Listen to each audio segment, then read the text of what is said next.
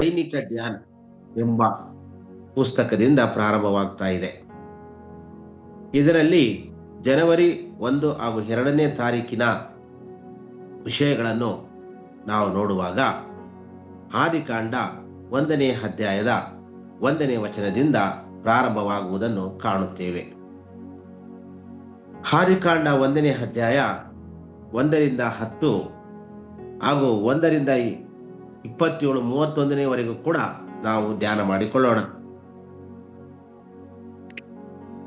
ಆರಂಭದಲ್ಲಿ ದೇವರ ಶಕ್ತಿ, ಕ್ರಮ ಮತ್ತು ಒಳ್ಳೆಯತನ ಮತ್ತು ದೇವರ ಸ್ವರೂಪದಲ್ಲಿ ಸೃಷ್ಟಿಸಲ್ಪಟ್ಟ ಮನುಷ್ಯ ಆತನ ಉದ್ದೇಶಕ್ಕಾಗಿ ಆತನನ್ನು ಆಶೀರ್ವದಿಸಲ್ಪಟ್ಟಂತ ವಿಷಯಗಳನ್ನು ಧ್ಯಾನ ಮಾಡೋಣ.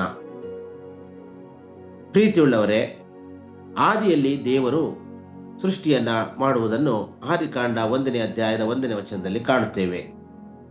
ಅಲ್ಲಿ ಹೀಗೆ ಬರೆಯಲ್ಪಟ್ಟಿದೆ: ಆದಿಯಲ್ಲಿ ದೇವರು ಆಕಾಶವನ್ನು ಭೂಮಿಯನ್ನು ಉಂಟು ಮಾಡಿದನು.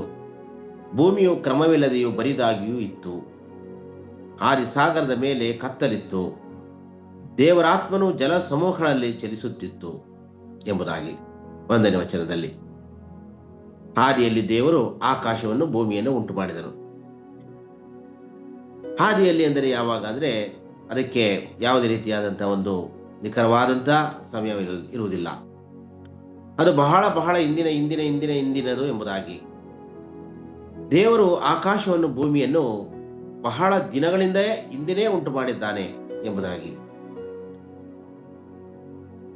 ಮತ್ತು ಅದು ಕ್ರಮವಿಲ್ಲದೆ ಇತ್ತು, ಬರಿದಾಗಿ ಕೂಡ ಇತ್ತು ಎಂಬುದಾಗಿ ವೈಜ್ಞಾನಿಕವಾಗಿ ಕೂಡ ಅದೇ ರೀತಿಯಲ್ಲಿ ಹೇಳುತ್ತದೆ. ಬಹಳ ಹಿಂದೆ ಯಾವುದೋ ಒಂದು ಕಾಲದಲ್ಲಿ ಸೂರ್ಯನಿಂದ ಬಂದಂತ ಒಂದು ಸಣ್ಣ ಕಿಡಿ ಅಥವಾ ಒಂದು ಭಾಗ ಅದು ಬಂದು ಸುತ್ತುತ್ತಾ ಅದು ಭೂಮಿಯಾಗಿ ಮಾರ್ಪಟ್ಟಿತು ಎಂಬುದಾಗಿ. ಅದೇ ರೀತಿಯಲ್ಲಿಯೇ ಯಾವುದೋ ಒಂದು ಕಾಲದಲ್ಲಿ ದೇವರು ಆಕಾಶವನ್ನು ಮತ್ತು ಭೂಮಿಯನ್ನು ಉಂಟು ಮಾಡಿದ್ದಾನೆ. ಕ್ರಮವಿಲ್ಲದೆಯೂ ಅದು ಬರಿದಾಗಿಯೂ ಎಷ್ಟೋ ದಿವಸಗಳ ಕಾಲ ಅದು ಹಿರೆ ಎಂಬುದನ್ನ 1ನೇ ವಚನದಲ್ಲಿ ಕಾಣುತ್ತೇವೆ. ಆದಿಸಾಗರದ ಮೇಲೆ ಅಂದರೆ ಅಲ್ಲಿ ಕತ್ತಲಿತ್ತು ಅಂತ, ಮತ್ತು ಜಲ ಸಮೂಹಗಳ ಮೇಲೆ ದೇವರಾತ್ಮ ಚಲಿಸ್ತಾ ಇತ್ತು ಅಂತ. ಹೌದು ಪ್ರಿಯರೇ, ಆದಿಸಾಗರದ ಮೇಲೆ ಕತ್ತಲಿತ್ತು, ಕ್ರಮವಿರಲಿಲ್ಲ. ಭೂಮಿ ಯಾವುದೋ ರೀತಿಯಲ್ಲಿ ಅದು ಇತ್ತು, ಹೇಗೆ ಬೇರೆ ಬೇರೆ ರೀತಿಯಾಗಿ ಅದು ಇತ್ತು. ಈ ಸಂದರ್ಭದಲ್ಲಿ ದೇವರಾತ್ಮನು ಅದರ ಮೇಲೆ ಚಲಿಸುತ್ತಾ ಇತ್ತು. ಯೋಹಾನ 1ನೇ ಅಧ್ಯಾಯ 1ನೇ ವಚನದಲ್ಲಿ ಕೂಡ ಹೇಳುವಾಗ, ಆದಿಯಲ್ಲಿ ವಾಕ್ಯವಿತ್ತು, ಆ ವಾಕ್ಯವು ದೇವರ ಬಳಿಯಲ್ಲಿತ್ತು, ಅದು ದೇವರಾಗಿತ್ತು ಎಂಬುದಾಗಿ ನಾವು ಕಾಣ್ತೇವೆ. ಮತ್ತು ದೇವರು ಈ ಆದಿಕಾಲದಲ್ಲಿ ಸೃಷ್ಟಿ ಮಾಡಿದ ಭೂಮಿಯನ್ನ ಕ್ರಮಪಡಿಸಿದನು. ಕ್ರಮ ಹೇಗೆ ಪಡಿಸಿದನು ಎಂಬುದಾಗಿ ನೋಡುವಾಗ, ಕತ್ತಲಿದ್ದ ಭೂಮಿ ಮೇಲೆ 3ನೇ ವಚನದಲ್ಲಿ ಬೆಳಕನ್ನು ಉಂಟು ಮಾಡ್ತಾರೆ. ಅದನ್ನು ಆತನು ಒಳ್ಳೆಯದೆಂದು ನೋಡ್ತಾರೆ.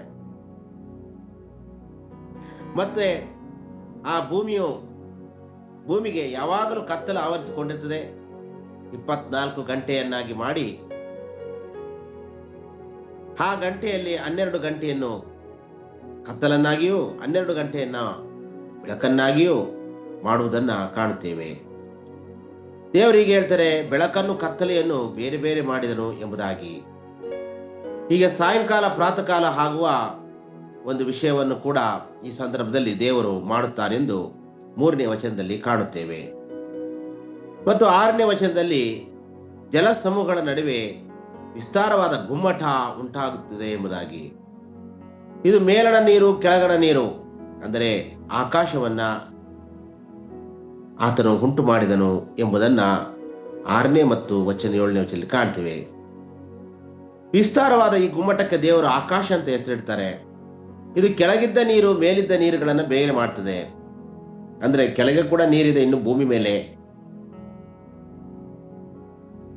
ಕೂಡ ನೀರಿದೆ, ಅದನ್ನ ಆಕಾಶ ಅಂತ ಹೇಳ್ತಾರೆ. ಕೆಳಗಡೆ ನೀರಿರ್ತದನ್ನ ನಾವು ಕಾಣ್ತೇವೆ. ದೇವರು ಆ ಗುಮ್ಮಟಕ್ಕೆ ಆಕಾಶ ಅಂತ ಹೆಸರಿಡ್ತಾರೆ. ಈಗ ಸಾಯಂಕಾಲ ಪ್ರಾತಃ ಕಾಲ ಆಗ್ತದೆ, ಇದು 2ನೇ ದಿನ ಆಗುತ್ತೆ. ಆದರೆ ಈ ದಿನವನ್ನು ದೇವರು ಒಳ್ಳೆಯದೆಂಬುದಾಗಿ ನೋಡುವುದಿಲ್ಲ. ಅನೇಕರು ನಾವು ತಿಳ್ಕೊಳ್ತೇವೆ, ದೇವರು ಸೃಷ್ಟಿ ಮಾಡಿದ ಎಲ್ಲಾ ದಿನಗಳನ್ನು ಒಳ್ಳೆಯದೆಂಬುದಾಗಿ ನೋಡಿದನು ಎಂಬುದಾಗಿ. ಆದರೆ ಸತ್ಯವೇದ ಪ್ರಕಾರ ಈ ಒಂದು ದಿನವನ್ನು ಅವರು ಒಳ್ಳೆಯದೆಂಬುದಾಗಿ ನೋಡುವುದಿಲ್ಲ. ಇದು 2ನೇ ದಿನ. 3ನೇ ದಿನದಲ್ಲಿ ದೇವರು ಆಕಾಶವನ್ನು ಅದರ ಕೆಳಗಿರುವ ನೀರೆಲ್ಲ ಒಂದೇ ಕಡೆ ಸೇರಿಕೊಳ್ಳಿ ಅಂತ ಹೇಳ್ತಾ ಇದ್ದಾನೆ. ಮೇಲಿನ ನೀರು ಮೇಲೋಯ್ತು, ಉಳಿದ ಭೂಮಿಯಲ್ಲಿದ್ದಂತೆ ಎಲ್ಲಾ ನೀರು ಒಂದೇ ಕಡೆ ಸೇರಿಕೊಳ್ತದೆ. ಅಲ್ಲಿ ಒಣನೆಲ ಕಾಣಿಸ್ತದೆ. ಆ ಒಣನೆಲಕ್ಕೆ ಆತನು ಭೂಮಿ ಅಂತ ಹೆಸರಿಡ್ತಾ ಇದ್ದಾನೆ. ನೋಡ್ರಿ, ಇದರಲ್ಲಿ ನಾವು ನೋಡುವಾಗ ಈ ಒಂದು ವಚನದ ಪ್ರಕಾರ ಭೂಮಿಯ ಮೇಲೆ ಎಲ್ಲಾ ಕಡೆಯೂ ನೀರಿತ್ತು. ಭೂಮಿಯ ಮೇಲೆ ನಿಂತುಕೊಳ್ಳಿಕ್ಕೂ ಕೂಡ ಜಾಗ ಇರಲಿಲ್ಲ. ಆಗ ದೇವರಾತ್ಮ ಜಲ ಸಮೂಹಗಳ ಮೇಲೆ ಮಾತ್ರ ಚಲಿಸ್ತಾ ಇತ್ತು ಅಂತಕ್ಕಂಥದ್ದನ್ನು ನಾವು ಕಾಣ್ತೀವಿ. ದೇವರಾತ್ಮ ಭೂಮಿ ಮೇಲೆ, ಆ ಮಣ್ಣು ಮೇಲೆ ಅಲ್ಲಿ ಚಲಿಸಿಲ್ಲ, ಜಲ ಸಮೂಹಗಳ ಮೇಲೆ ಚಲಿಸ್ತಾ ಇತ್ತು. ಆದ್ರೆ 3ನೇ ದಿನ ನೀರೆಲ್ಲ ಒಂದೇ ಕಡೆ ಕೂಡ್ಕೊಂಡ ಮೇಲೆ ಅಲ್ಲಿ ಭೂಮಿ ಕಾಣಿಸ್ತಾ ಇದೆ. ದೇವರು ಇದನ್ನು ಒಳ್ಳೆಯದಂದ ನೋಡ್ತಾ ಇದ್ದಾರೆ.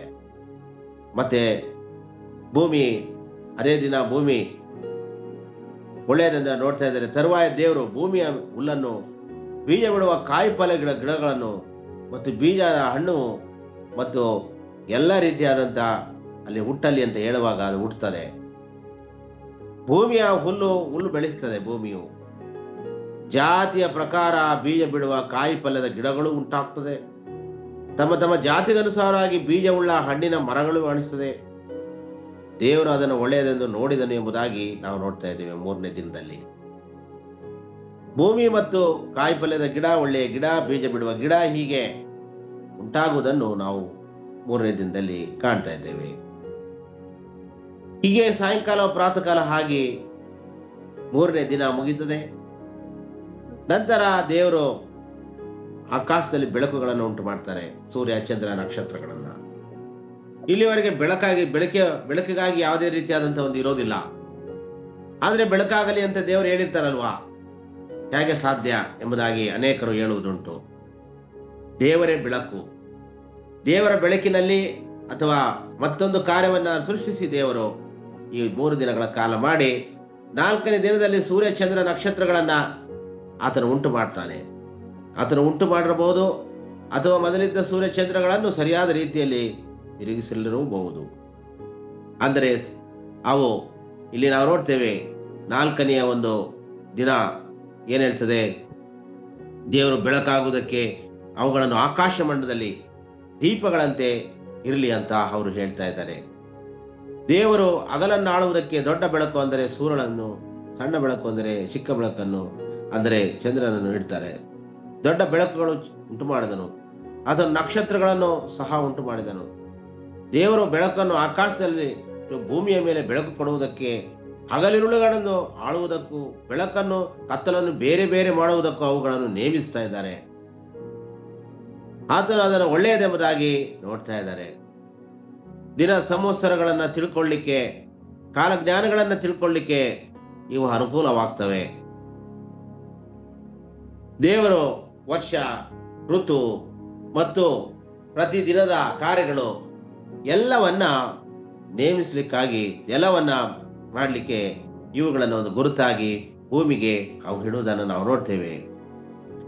ತರುವಾಯ ದೇವರು ಗುಂಪು ಗುಂಪಾಗಿ ಚಲಿಸುವ ಜಲಜಂತುಗಳು ತುಂಬಿಕೊಳ್ಳಲಿ ಅಂತ ಹೇಳ್ತಾ ಇದ್ದಾರೆ. ನಂತರ 5ನೇ ದಿನ, ಈಗ 4ನೇ ದಿನ ಆಯ್ತು, 5ನೇ ದಿನ ಆಯ್ತು. ಮತ್ತೆ ಅದೇ ದಿನದಲ್ಲಿ ನಾವು ನೋಡ್ತೇವೆ, ಗುಂಪು ಗುಂಪಾಗಿ ಚಲಿಸುವಂತಹ ಜಂತುಗಳು ನೀರಿನಲ್ಲಿ ತುಂಬಿಕೊಳ್ಳಲಿ, ಪಕ್ಷಿಗಳು ಮೇಲೆ ಹಾರಾಡಲಿ ಅಂತರಿಕ್ಷದಲ್ಲಿ ಅಂತೆಲ್ಲ ನಾವು ಇಲ್ಲಿ ನೋಡ್ತಾ ಇದ್ದೇವೆ. ಮತ್ತೆ ಸಕಲ ವಿಧವಾದ ರೆಕ್ಕೆಗಳುಳ್ಳ ಸಕಲ ವಿಧವಾದ ಪಕ್ಷಿಗಳು ಇಲ್ಲಿ ನಾವು ನೋಡ್ತಾ ಇದ್ದೇವೆ. ಹೀಗೆ ದೇವರು ಜಲಚರಗಳನ್ನ ಉಂಟು ಮಾಡುವುದನ್ನ ನಾವು ಕಾಣ್ತಾ ಇದ್ದೇವೆ ಈ ದಿನದಲ್ಲಿ. ಮತ್ತು ಆಗ ಸಾಯಂಕಾಲ ಪ್ರಾತಃಕಾಲವಾಗಿ 5ನೇ ದಿನ ಆಗ್ತಾ ಇದೆ. 5ನೇ ದಿನದಲ್ಲಿ ಇದೆಲ್ಲ ನೋಡ್ತೇವೆ. 5ನೇ ದಿನ ಆಯ್ತು. ಈಗ 6ನೇ ದಿನದಲ್ಲಿ ನಾವು ನೋಡ್ತೇವೆ, ದೇವರು ಭೂಮಿಯಲ್ಲಿ ಜೀವ ಜಂತುಗಳು ಉಂಟಾಗಲಿ ಅಂತ ಹೇಳಿ ಪಶು ಕ್ರಿಮಿಗಳು, ಕಾಡು ಮೃಗಗಳು ಎಲ್ಲವನ್ನು ತಮ್ಮ ತಮ್ಮ ಜಾತಿಗನುಸಾರವಾಗಿ ಉಂಟು ಮಾಡುವುದನ್ನು ಕಾಣುವಂತವರಾಗಿದ್ದೇವೆ. ಹೀಗೆ ಆತನು 6ನೇ ದಿನವನ್ನ ಮಾಡಿದ ಮೇಲೆ ಕೊನೆಯದಾಗಿ ಎಲ್ಲವನ್ನ ನೋಡುವಾಗ ಆತನು ಆಲೋಚಿಸ್ತಾ ಇದ್ದಾನೆ, ಇವೆಲ್ಲ ಒಳ್ಳೆಯದು ಅಂತ ಆತನು ನೋಡ್ತಾ ಇದ್ದಾನೆ. ಮತ್ತು 26ನೇ ವಚನದಲ್ಲಿ ಈಗ ನೋಡ್ತಾನೆ, ನಮ್ಮ ಸ್ವರೂಪದಲ್ಲಿ ನಮ್ಮ ಹೋಲಿಕೆಗೆ ಸರಿಯಾಗಿ ಮನುಷ್ಯರನ್ನು ಉಂಟು ಮಾಡೋಣ. ಅವರು ಸಮುದ್ರದಲ್ಲಿರುವ ಮೀನುಗಳ ಮೇಲೆಯೂ ಆಕಾಶದಲ್ಲಿ ಹಾರಾಡುವ ಪಕ್ಷಿಗಳ ಮೇಲೆಯೂ ಅವರು ದೊರೆತನ ಮಾಡಲಿ. ನೆಲದ ಮೇಲೆ ಹರಿದಾಡುವ ಎಲ್ಲ ಕ್ರಿಮಿಗಳ ಮೇಲೆಯೋ ಎಲ್ಲ ಭೂಮಿಯ ಮೇಲೆಯೋ ಅವರು ದೊರೆತನ ಮಾಡಲಿ ಅಂತ ಆಲೋಚನೆ ಮಾಡಿ ದೇವರು ಮನುಷ್ಯನನ್ನ ಉಂಟು ಮಾಡ್ತಾ ಇದ್ದಾರೆ. ಮನುಷ್ಯನನ್ನು ಹೇಗೆ ನಿರ್ಮಾಣ ಮಾಡ್ತಾರೆ ಅಂತ ನಾವು ನೋಡ್ತಾ ಇದ್ದೇವೆ. ಮನುಷ್ಯನನ್ನು ಅವರು ಗಂಡು ಹೆಣ್ಣಾಗಿ ನಿರ್ಮಿಸ್ತಾ ಇದ್ದಾರೆ. ಗಂಡು ಹೆಣ್ಣಾಗಿ ನಿರ್ಮಿಸಿ ಅವರನ್ನು ಆಶೀರ್ವದಿಸ್ತಾ ಇದ್ದಾನೆ. ನೀವು ಬಹುಸಂತಾನ ಉಳ್ಳವರಾಗಿ ಹೆಚ್ಚಿರಿ ಅಂತಾನೆ. ಅನೇಕರು ತಿಳ್ಕೊಳ್ತಾರೆ ಪಾಪ ಮಾಡಿದ ಮೇಲೆ ಬಹುಸಂತಾನ ಉಳ್ಳವರಾಗಿ ಹೆಚ್ಚಿರಿ ಅಂತ ಆಶೀರ್ವಾದ ಬಂದಿತ್ತು ಎಂಬುದಾಗಿ. ಆದರೆ ಸತ್ಯವೇದವನ್ನು ಗಮನಿಸುವಾಗ ಅವರು ಮೊದಲನೇದಾಗಿ ಉಂಟು ಮಾಡಿದ ಮೇಲೆ ಅವರನ್ನು ಆಶೀರ್ವಾದ ಮಾಡಿ ಭೂಮಿಯ ಸರ್ವವನ್ನ ಆತನಿಗೆ ಒಪ್ಪಿಸಿ ಹೀಗೆ ಆತನು ಆಶೀರ್ವಾದವನ್ನು ಕೊಡ್ತಾ ಇದ್ದಾನೆ. ಏನಂದ್ರೆ 28ನೇ ವಚನದಲ್ಲಿ ನಾವು ಕಾಣುತ್ತೇವೆ, ಅವನು ಗಂಡು ಹೆಣ್ಣಾಗಿ ನಿರ್ಮಿಸಿದನು. ಇದಲ್ಲದೆ ದೇವರು ಅವರನ್ನ ಆಶೀರ್ವದಿಸಿ ನೀವು ಬಹು ಸಂತಾನವುಳ್ಳವರಾಗಿ ಹೆಚ್ಚಿರಿ, ಭೂಮಿಯಲ್ಲಿ ತುಂಬಿಕೊಂಡು ಅದನ್ನು ವಶಪಡಿಸಿಕೊಳ್ಳಿರಿ ಎಂಬುದಾಗಿ. ಅಂದ್ರೆ ಭೂಮಿ ಮೇಲೆಲ್ಲ ತುಂಬಿಕೊಳ್ಬೇಕು. ನೀವು ಬರೀ ಭೂಮಿ ಒಂದು ಕಡೆ ಮಾತ್ರ ಇರಬಾರ್ದು ಅಂತ. ಒಂದೇ ಕಡೆ ಇರಲಿಕ್ಕೆ ಮುಂದೆ ಜನ ಟ್ರೈ ಮಾಡ್ತಾರೆ. ಆಗ ಬಾಬಲ್ ಗೋಪುರ ಎಂಬುದಾಗಿ ನಾವು ಕಾಣ್ತೇವೆ. ಆ ಜಾಗದಲ್ಲಿ ತಾರ್ಮಾರು ಮಾಡಿ ದೇವರು ಲೋಕದೆಲ್ಲ ಜನರನ್ನ ಚದುರಿಸ್ತಾ ಇದ್ದಾರೆ. ದೇವರಿಗೆ ಏನಂದ್ರೆ ಬೇರೆ ಬೇರೆ ಕಡೆ ಹೋಗಿ ಎಲ್ಲರೂ ವಾಸ ಮಾಡಿಸ್ಬೇಕು, ಭೂಮಿಯಲ್ಲೆಲ್ಲ ತುಂಬ್ಕೋಬೇಕು ಅಂತ ಹೇಳಿ.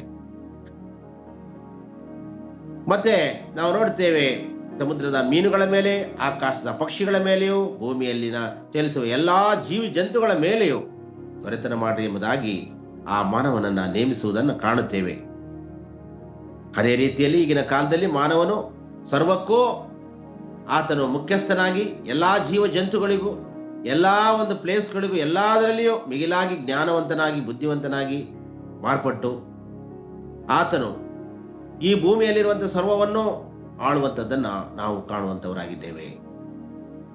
ಮತ್ತು ದೇವರು ಈಗೋ ಸಮಸ್ತ ಭೂನಿವಾಸಿಗಳ ಬೀಜವುಳ್ಳ ಎಲ್ಲಾ ಪೈರುಗಳನ್ನು, ಬೀಜವುಳ್ಳ ಎಲ್ಲಾ ಹಣ್ಣಿನ ಮರಗಳನ್ನು ನಿಮಗೆ ಆಹಾರವಾಗಿ ಕೊಟ್ಟಿದ್ದೇನೆ. ಇದಲ್ಲದೆ ಭೂಮಿಯ ಮೇಲೆ ತಿರುಗಾಡುವ ಮೃಗಗಳ, ಆಕಾಶದಲ್ಲಿ ಹಾರಾಡುವ ಪಕ್ಷಿಗಳು, ನೆಲದಲ್ಲಿ ಹಾರಿದಾಡುವ ಕ್ರಿಮಿಕೀಟಗಳು, ಜೀವಿಗಳಿಗೆ ಎಲ್ಲಾ ಹುಲ್ಲು ಸೊಪ್ಪುಗಳನ್ನು ಆಹಾರವಾಗಿ ಕೊಟ್ಟಿದ್ದೇನೆ ಎಂದು ಹೇಳಿದನು. ಅದು ಹಾಗೆಯೇ ಆಯಿತು. ಇಲ್ಲಿ ನಾವು ನೋಡ್ತೇವೆ, ಪ್ರೀತಿ ಉಳ್ಳವರೇ, ಬೀಜವುಳ್ಳ ಎಲ್ಲ ಹಣ್ಣಿನ ಮರಗಳನ್ನು ನಿಮಗೆ ಆಹಾರವಾಗಿ ಕೊಟ್ಟಿದ್ದೇನೆ ಅಂತ. ಪ್ರಪ್ರಥಮವಾಗಿ ನಾವು ನೋಡ್ತೇವೆ, ದೇವರು ನಮಗೆ ಆಹಾರವಾಗಿ ಕೊಟ್ಟಂತಹ ವಸ್ತುಗಳು ಅವು ಹಣ್ಣುಗಳಾಗಿರುತ್ತವೆ. ನಂತರ ಪಶು ಕ್ರಿಮಿ ಕೀಟಗಳಿಗೆ ಅವಕ್ಕೆಲ್ಲ ಹುಲ್ಲು ಸೊಪ್ಪುಗಳನ್ನ ಆಹಾರವಾಗಿ ದೇವರು ಕೊಟ್ಟಿರ್ತಾರೆ. ಈಗಲೂ ಕೂಡ ನಾವು ಇವುಗಳನ್ನು ಪಾಲಿಸುತ್ತಿದ್ದೇವೆ. ಮತ್ತು ಮುಂದಿನ ಬರುವಾಗ ಆಹಾರ ಕ್ರಮಗಳು ಅವು ಸ್ವಲ್ಪ ಬದಲಾವಣೆಯನ್ನು ಆಗುವುದನ್ನು ಕಾಣುವಂತವರಾಗಿದ್ದೇವೆ. ಆದರೆ ಈಗಲೂ ಕೂಡ ಮನುಷ್ಯನಿಗೆ ಉತ್ತಮವಾದ ಆಹಾರ ಎಂದರೆ ಅದು ಹಣ್ಣೆ. ನಂತರ ನಾವು ನೋಡುತ್ತೇವೆ, ದೇವರು ತಾನು ಉಂಟು ಮಾಡಿದನೆಲ್ಲ ನೋಡಲಾಗಿ ಅದು ಒಳ್ಳೆಯದೇ ಇತ್ತು. ಸಾಯಂಕಾಲವು ಪ್ರಾತಃ ಕಾಲವಾಗಿ 6ನೇ ದಿನವಾಯಿತು ಎಂಬುದಾಗಿ. 6ನೇ ದಿನದಲ್ಲಿ ಮೊಟ್ಟ ಮೊದಲನೇದಾಗಿ ದೇವರು ಪ್ರಾಣಿಗಳನ್ನು ಉಂಟು ಮಾಡಿದ ತರುವಾಯ ಮನುಷ್ಯರನ್ನು ಉಂಟು ಮಾಡಿ ಮನುಷ್ಯರಿಗೆ ಆಹಾರವಾಗಿ ಕೊಡಬೇಕಾದ ವಸ್ತುಗಳನ್ನು ಕೊಟ್ಟು, ಪಶುಗಳಿಗೆ ಆಹಾರಗಳನ್ನು ನೇಮಿಸಿ, ಅವರಿಗೆ ಜವಾಬ್ದಾರಿಗಳನ್ನು ನೇಮಿಸಿ ದೇವರು ಈ 6ನೇ ದಿನದಲ್ಲಿ ದೊಡ್ಡ ಕಾರ್ಯ ಮಾಡ್ತಾ ಇದ್ದಾನೆ. ಹಾಗೂ 7ನೇ ದಿನದಲ್ಲಿ ಆತನು ವಿಶ್ರಮಿಸಿಕೊಂಡನು ಎಂಬುದಾಗಿ ನಾವು ನೋಡುವಂತವರಾಗಿದ್ದೇವೆ. ಮತ್ತು ಪ್ರೀತಿಯುಳ್ಳ ದೇವರ ಮಕ್ಕಳೇ, ಈ ರೀತಿಯಲ್ಲಿ ಸೃಷ್ಟಿ ಕ್ರಮವು ಆಯಿತು. ದೇವರು ತಾನು ಸೃಷ್ಟಿಸಿದ ವಸ್ತುಗಳನ್ನ ಬಹಳ ಪ್ರೀತಿಯಿಂದ ನೋಡಿದನು. ಭೂಮಿಯ ಮೇಲೆ ಮನುಷ್ಯನು ದೊರೆತನ ಮಾಡಲು ಆತನು ಅವರನ್ನ ನೇಮಿಸಿದನು. ದೇವರು ಸ್ವರೂಪದಲ್ಲಿ ಸೃಷ್ಟಿಸಲ್ಪಟ್ಟ ಮನುಷ್ಯ ಆತನಿಂದ ಆಶೀರ್ವಾದವನ್ನು ಹೊಂದಿಕೊಳ್ಳುವುದನ್ನು ನಾವು ವಿಶೇಷವಾಗಿ ಕಾಣುತ್ತೇವೆ. ಏನು 28ನೇ ವಚನದಲ್ಲಿ ದೇವರು ಅವರನ್ನು ಆಶೀರ್ವದಿಸಿ ಎಂಬುದಾಗಿ ನಾವು ಕಾಣುತ್ತೇವೆ. ದೇವರು ಅವರನ್ನು, ಇಲ್ಲಿ ನಾವು ನೋಡ್ತೇವೆ, ಮಾನವನನ್ನು ಉಂಟು ಮಾಡಿದ ವಿಷಯವನ್ನು ನಾವು ಮತ್ತೊಮ್ಮೆ ನಾವು ನೋಡುವಾಗ 26ನೇ ವಚನದಲ್ಲಿ ನಮ್ಮ ಸ್ವರೂಪದಲ್ಲಿ ನಮ್ಮ ಹೋಲಿಕೆಗೆ ಸರಿಯಾಗಿ ಮನುಷ್ಯರನ್ನು ಉಂಟು ಮಾಡೋಣ ಎಂಬುದಾಗಿ ದೇವರು ಹೇಳ್ತಾ ಇದ್ದಾರೆ. ಅಂದರೆ ನಾವು ದೇವರ ಹೋಲಿಕೆಯಲ್ಲಿದ್ದೇವೆ ಎಂಬುದಾಗಿ ಅಲ್ಲವೇ? ನಾವು ದೇವರ ಹೋಲಿಕೆಯಾಗಿದ್ದೇವೆ. ಮಾನವನು ದೇವರ ಹೋಲಿಕೆ. ದೇವರು ಹೇಗಿದ್ದಾರೋ ಹಾಗೆ ನಾವಿದ್ದೇವೆ. ದೇವರ ಪ್ರಭಾವ ಬೇರೆ, ನಮ್ಮ ಪ್ರಭಾವ ಬೇರೆ ಅಷ್ಟೇ. ಮನುಷ್ಯರನ್ನು ಉಂಟು ಮಾಡೋಣ.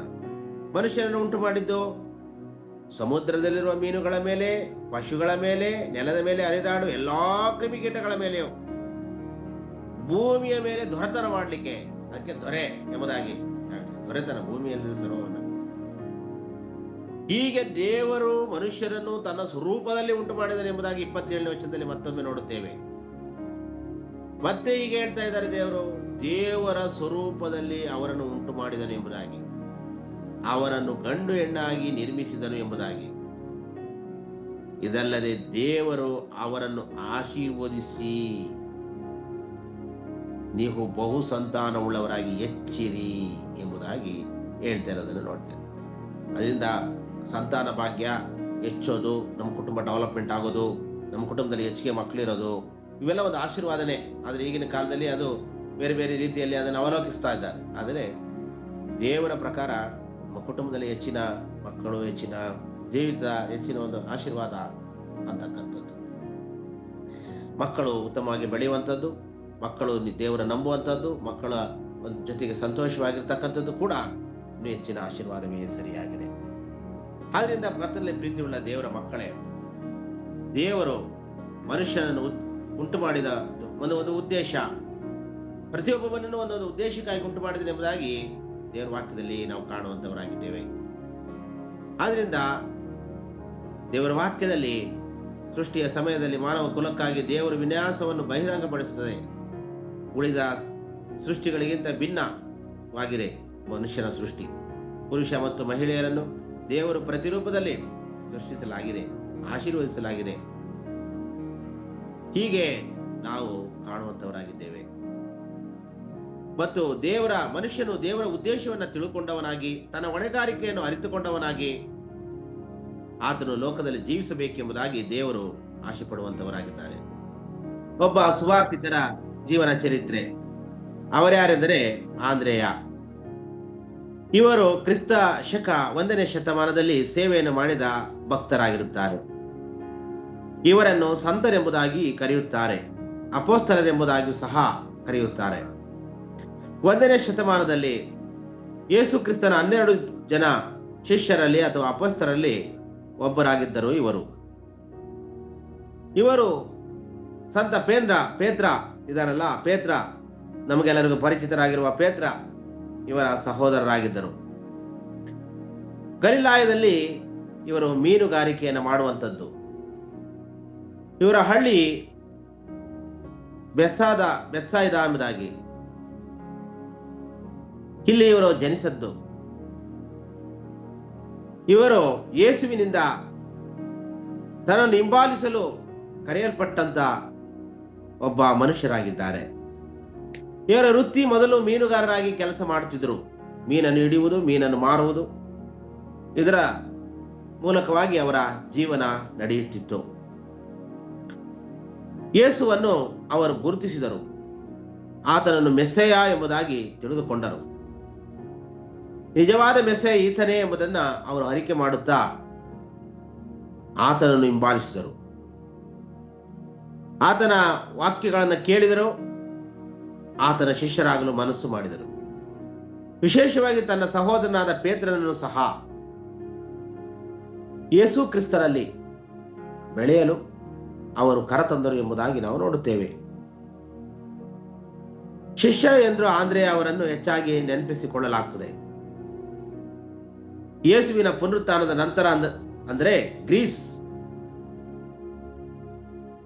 ದೇಶ ಮತ್ತು ಏಷ್ಯಾ ಮೈನರ್ ಸೇರಿದಂತೆ ಅನೇಕ ದೇಶಗಳಲ್ಲಿ ಸುವಾರ್ತೆಯನ್ನು ಸಾರಲು ತನ್ನ ಜೀವನವನ್ನು ಮುಡಿಪಾಗಿಟ್ಟಂತ ಒಬ್ಬ ವ್ಯಕ್ತಿ. ಇತಿಹಾಸದ ಪ್ರಕಾರ ಅವರ ದೃಢವಾದ ನಂಬಿಕೆ,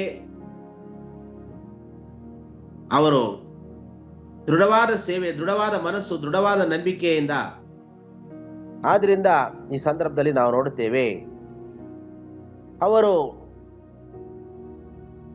ಗ್ರೀಸ್ನ ಪತ್ರಾಸ್ನಲ್ಲಿ ಎಕ್ಸ್ ಆಕಾರದ ಶಿಲ್ಬೆ ಮೇಲೆ ರಕ್ತಸಾಕ್ಷಿಯಾದರು ಎಂಬುದಾಗಿ. ಅವರ ಚಿಹ್ನೆಯನ್ನ ನಾವು ಕಾಲ್ಸೈರ್ ಅಥವಾ ಸೆಂಟ್ ಆಂದ್ರೆಯ ಕ್ರಾಸ್ ಅಂತ ನಾವು ನೋಡ್ತೇವೆ.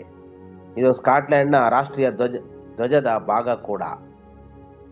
ಆದ್ರಿಂದ ಪ್ರೀತಿ ಉಳ್ಳವರೇ, ಈ ಆಂದ್ರೆಯರು ನಾವು ನೋಡ್ತೇವೆ ಪೇತ್ರ ಆಂದ್ರೆ ಎಂಬುದಾಗಿಯೇ ಪ್ರಸಿದ್ಧಿಯಾಗಿಕೊಂಡಿರುವುದನ್ನು ಸತ್ಯವೇದದಲ್ಲಿ ಕಾಣ್ತೇವೆ. ಯೇಸು ಸ್ವಾಮಿಯ ಶಿಷ್ಯರುಗಳು ಇವರಾಗಿದ್ದಾರೆ. ಯೇಸು ಸ್ವಾಮಿಯ ಶಿಷ್ಯರು ಯೇಸು ಸ್ವಾಮಿಯ ಜೊತೆಯಲ್ಲಿದ್ದಾಗ ಅವರು ಅನೇಕ ವಿಷಯಗಳನ್ನು ಯೇಸುವಿನಿಂದ ಕಲಿತರು. ಮತ್ತೆ ಯೇಸುವಿನ ನಂತರ ಅವರು ಯೇಸು ಸ್ವಾಮಿ ಹೇಳಿದ ರೀತಿಯಲ್ಲಿ ಲೋಕದ ಅನೇಕ ಕಡೆಗಳಲ್ಲಿ ಹೋಗಿ ಸುವಾರ್ತೆಯನ್ನ ಪ್ರಚುರಪಡಿಸಿದರು. ಈ ಒಂದು ಸಾಲಿನಲ್ಲಿ ಆಂದ್ರೆಯು ಸಹ ಬರ್ತಾ ಇದ್ದಾರೆ. ಕರ್ತನಲ್ಲಿ ಪ್ರೀತಿ ಉಳ್ಳವರೇ, ಮಾನವ ಜೀವನವನ್ನು ಗೌರವಿಸಿ ದೇವರ ಆಶೀರ್ವಾದವನ್ನ ನಾವು ಸ್ವೀಕರಿಸಿಕೊಳ್ಳಬೇಕು. ನಮ್ಮ ಜೀವನವನ್ನು ದೇವರು ಬಹಳ ಉತ್ತಮವೆಂದು ಭಾವಿಸ್ತಾ ಇದ್ದಾರೆ. ಆಂದ್ರೆಯನು ಯಾವ ರೀತಿಯಲ್ಲಿ ತನ್ನ ಜೀವನವನ್ನ ಮುಡಿಪಾಗಿಟ್ಟು ದೇವರನ್ನು ಆರಾಧಿಸಿದನು, ದೇವರನ್ನು ಮಹಿಮೆ ಪಡಿಸಿದನು ಎಂಬುದನ್ನು ನಾವು ಕಂಡಿದ್ದೇವೆ. ಆ ರೀತಿಯಲ್ಲಿಯೇ ನಮ್ಮ ಜೀವನವನ್ನು ಮಹಿಮೆ ಪಡಿಸೋಣ, ನಮ್ಮ ಜೀವನವನ್ನ ಪಾವನಗೊಳಿಸಿಕೊಳ್ಳೋಣ. ನಮ್ಮ ಜೀವನವನ್ನು ಸಮರ್ಪಿಸಿ ಭೂಮಿಯ ಮೇಲೆ ನಾವು ಬದುಕುವ 70-80 ವರ್ಷಗಳು ಕಾಲದಲ್ಲಿ ನಮಗೆ ಸಿಕ್ಕುವ ಅವಕಾಶಗಳನ್ನು ಉಪಯೋಗಿಸಿಕೊಂಡು ಕರ್ತನಾದ ಯೇಸುವನ್ನು ಮಹಿಮೆ ಪಡಿಸಿ ಭೂಮಿಯಲ್ಲಿ ಸಾರೋಣ. ದೇವರು ಅದಕ್ಕಾಗಿಯೇ ಮಾನವನನ್ನು ಉಂಟು ಮಾಡಿ ಭೂಮಿಯನ್ನೆಲ್ಲ ವಶಪಡಿಸಿಕೊಳ್ಳಿರಿ ಎಂಬುದಾಗಿ ಹೇಳಿದ್ದಾರೆ. ಭೂಮಿಯ ಮೇಲೆ ನಾವು ಹೋಗಲಿಕ್ಕೆ ದೇವರು ನಮಗೆ ಅಧಿಕಾರ ಕೊಟ್ಟಿದ್ದಾರೆ, ಎಲ್ಲವುಗಳನ್ನ ಆಳುವುದಕ್ಕೆ ಅಧಿಕಾರ ಕೊಟ್ಟಿದ್ದಾರೆ. ಆದ್ದರಿಂದ ದೇವರ ಮೇಲೆ ಭರವಸೆ ಬಿಟ್ಟು ಪ್ರತಿ ದಿವಸ ದೇವರನ್ನ ನಿನ್ನ ಚಿಂತಾಭಾರವನ್ನು ಯೆಹೋವನ ಮೇಲೆ ಹಾಕು, ಅದನ್ನು ಸರಾಗ ಮಾಡುವನೆಂಬುದಾಗಿ 55ನೇ ಕೀರ್ತನೆಯ ಕೊನೆಯ ವಚನದಲ್ಲಿ ನಾವು ನೋಡುವ ಹಾಗೆ ನಾವು ನಮ್ಮ ಭೂಯಾತ್ರೆಯ ಚಿಂತೆಯನ್ನು ದೇವರೇ ನಿನ್ನ ಮೇಲೆ ಹಾಕಿ ಪ್ರತಿ ದಿವಸ ಓಡುತ್ತಾ ದೇವರನ್ನು ಕೊಂಡಾಡುತ್ತಾ ದೇವರ ನಾಮವನ್ನು ಮಹಿಮೆ ಪಡಿಸುವ ಹಾಗೆ ದೇವರು ಈ ವಾಕ್ಯಗಳನ್ನು ಹೊಸ ವರ್ಷದ ಈ ಮೊದಲನೇ ದಿನ 2ನೇ ದಿನದಲ್ಲಿ ಆಶೀರ್ವದಿಸಿಕೊಡಲಿ. ಆಮೇನ್, ಆಮೇನ್. ಪ್ರಾರ್ಥಿಸಿಕೊಳ್ಳೋಣ.